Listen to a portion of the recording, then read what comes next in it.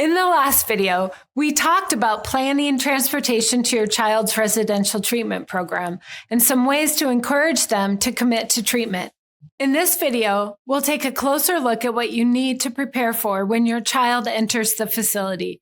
There will be paperwork and your child's belongings will be given to the staff for clearance. Then the on-site admissions process begins for your child. They will be asked to sign a release of information form, also called an ROI. You may have signed one of these yourself before being treated by a doctor. The ROI grants the facility permission to share details about the child's treatment with the individuals listed on the form.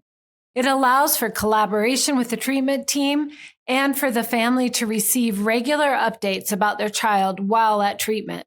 Without it, the facility will not be legally permitted to share information about your child's treatment with you, including whether they remain checked into the facility.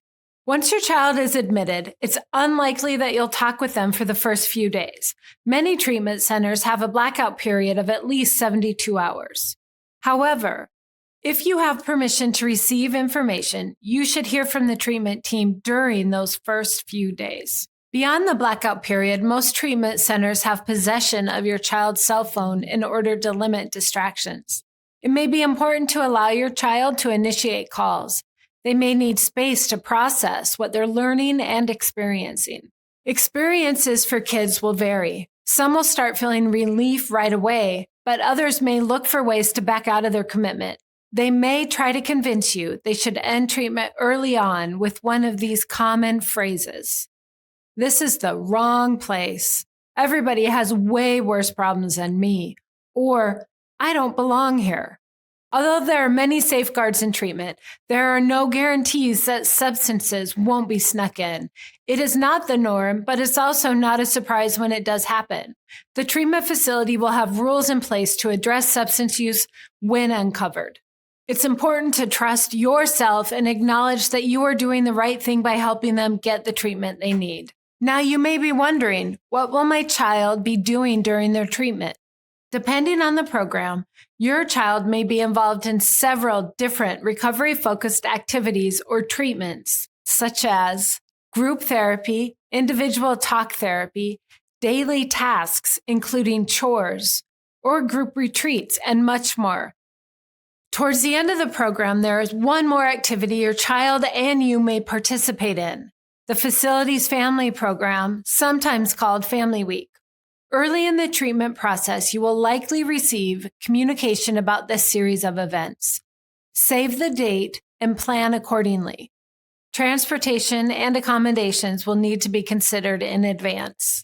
I encourage parents to attend all family programming offered, even virtual events. The more you know as a parent, the more effective you can be in supporting your child's recovery. Showing up for your child can also demonstrate that you care.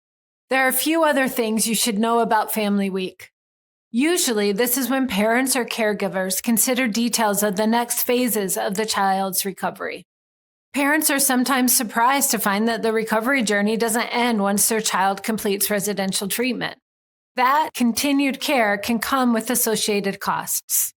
I recommend taking tours of sober living facilities and discussing and planning for the costs of the next phase before you arrive. Most treatment facilities are transparent about the expected outcomes and limitations of their residential treatment program. They will most often encourage ongoing care for your child. However, if continued stay isn't possible, the team will offer support for the next best options. Family Week is also an important time to communicate and navigate any reluctance or concerns you and your child may have about their continued care plan. The therapist and treatment team can help you work through them or seek alternatives. The decision to pursue residential treatment is a powerful step towards recovery.